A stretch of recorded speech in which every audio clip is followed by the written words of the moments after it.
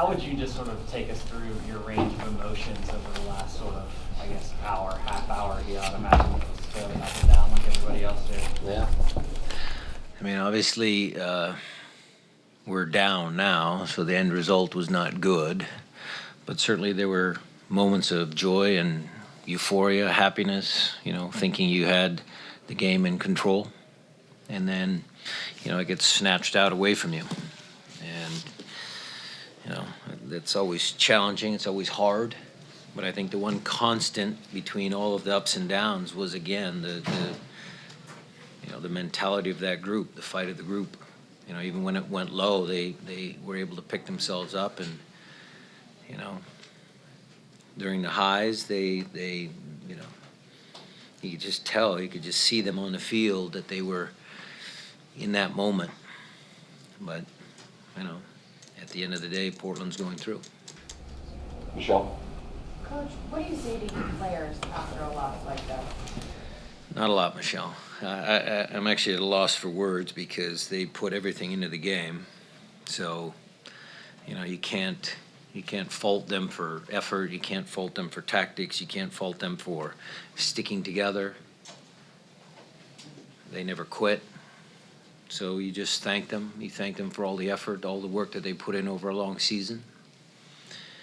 And, just try and get them to, individually take away all of the good things that they had during the season and try and build on that for next season. Jeff?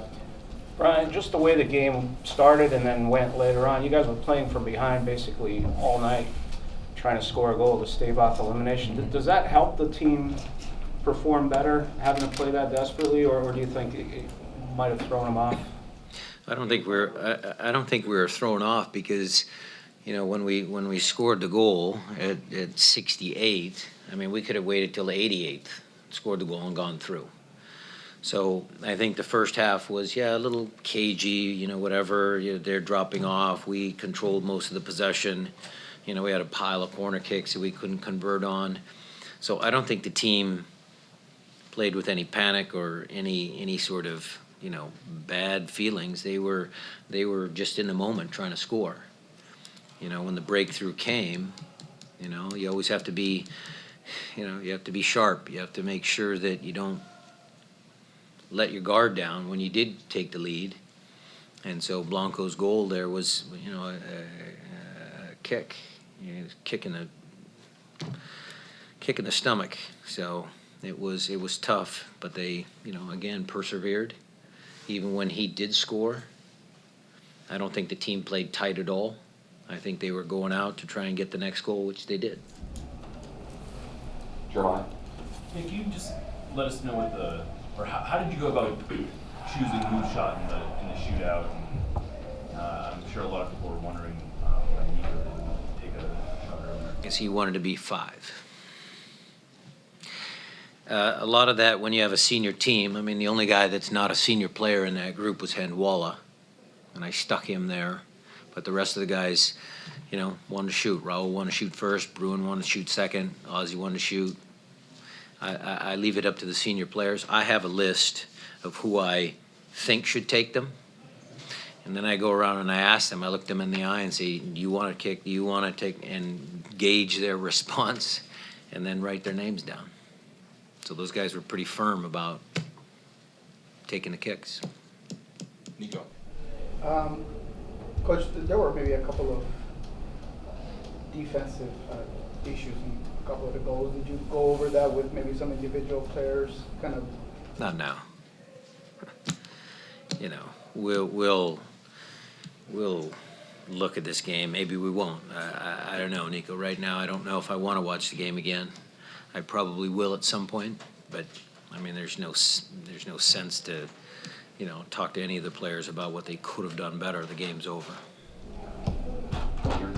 Coach, you said you referred to this game as a kick in the stomach. In your career, whether playing or coaching, is this one probably one of the toughest losses you've ever had?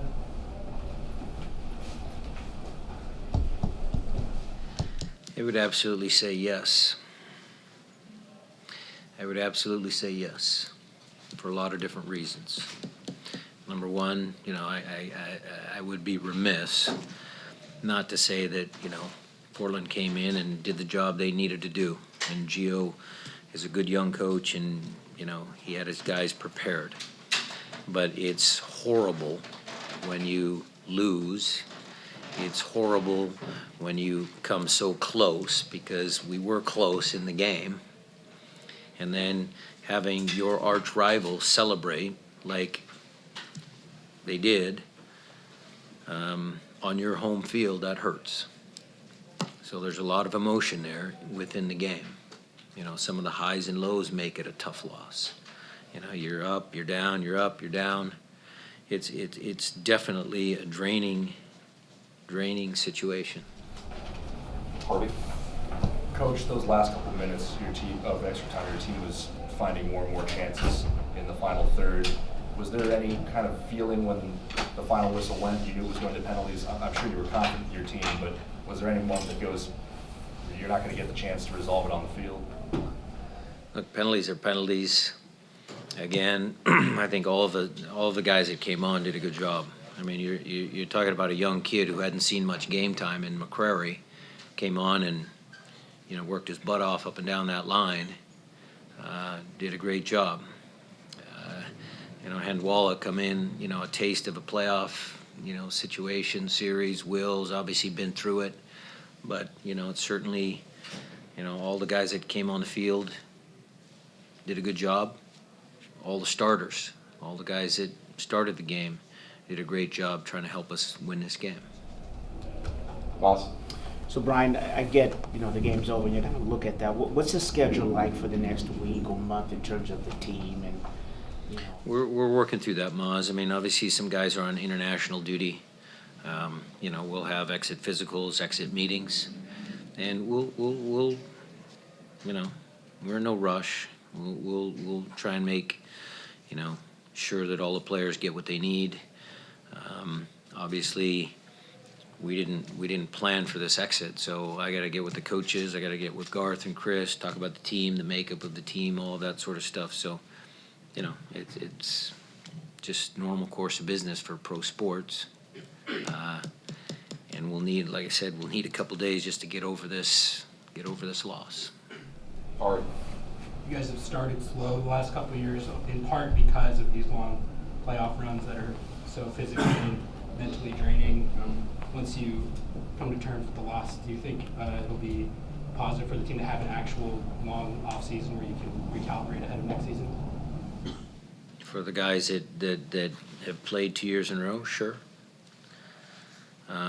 Damien has a very strict regimen for them in their off season, though, so it's not all going to be beaches in Hawaii and stuff like that. They will have to put in the work. Sometimes mentally getting refreshed, but then I could argue against myself or your question and say none of these guys are going to be happy in the off season because we lost. So, is there some mental freshness that you gain? Sure. Is there some physical? Yes. But at the end of the day, each one of those players in there, each one of us in our organization would have gladly continued. You have a few follow-ups here, Matt. I don't think I've ever seen as many guys from the opposing teams shaking hands after the game and sort of interacting. I know it looked like you had a moment with Gio afterward. Is that just testament, especially between two rivals, to how much everybody left out there today? Yeah, I think it's testament to this game. I mean, this was a tremendous game for fans. Obviously, the end result didn't go in our favor. But if you're a soccer fan and you're watching that must have been an entertaining match. Certainly felt like there was a lot of emotion. There was some good soccer. I don't think that the game got really out of hand. I mean, there were a couple of moments where guys got heated, a couple of fouls here and there, but at the end of the day, I thought it was, not a bar fight. It was a soccer match.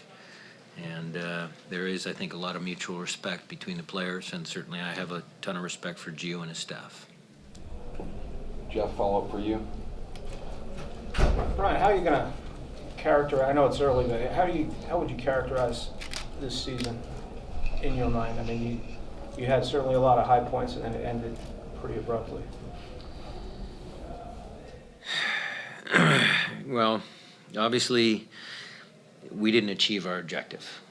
So that's number one. But after you say that statement, because that's a fact, you also add some other facts to the narrative of the team. So nothing can take away 9 games in a row unbeaten. In a league where there is parity, I know there's some teams that, you know, are bottom of the table or have their challenges, but MLS is a tough league. It's growing, more teams are entering, more money is entering, and it's a hard, hard league. And that team right there put 9 games in a row together. They put together, statistically, the best half of a season ever in Major League Soccer history at 14-2-1. So you cannot take that away from that group.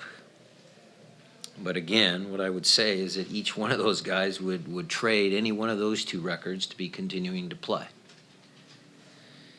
Again, the spirit of that group, the mentality of that group, the never say die attitude of that group is what spurred them on to get 9 games in a row. What spurred them on to go 14-2-1. The team never quit. Tonight they never quit. So that's testament to the mentality that we're trying to establish in this club. You know, this has always been a winning club. We've always been a big club, always been a winning club. We continue to play like that. We will have many, many more years of success, and that's what I hope for. Do 2 more just to get you guys in the locker room. Art? Brian, did you notice the confusion by the Timbers? Yeah. Have you ever seen anything like that? Look, again, it's emotional. I mean, I'm sure Blanco felt really relieved, but then he had to, you know, play another, you know, and penalty kicks to, you know, I mean, it happens. I mean, it's rules in this league sometimes can be confusing, but, you know, it was certainly an interesting moment. The last one, Michelle. Coach, to follow up on Jeff's question, all the positives you touched on, especially the second half of the season, how do you not let the players in the end of kind of tonight overshadow all that you guys were able to accomplish and all of those positives? You mean with the players or with Yeah, you guys? With your players. No, we don't. Not Okay. about us. I mean, with the players when they. Well, I look, Michelle, I brought up the same message that I'm giving to you guys, maybe a little shorter, because they're tired of listening to me. It's been 10.5 months. But I mentioned the same things. Nothing can take that 9-game streak away from them. Nothing can take what they have accomplished, the individual, the individual play. You know, there were so many good things. The start of Raul, you know, Steph should have been goalkeeper of the year. I mean, there's a lot of good moments for individuals within this club. And then the best thing about this club is the spirit and the mentality of that group of players. We will always be competitive in this league if they continue to have that type of spirit, drive, determination, work rate, application of the tactics. They will always have more successful seasons than not.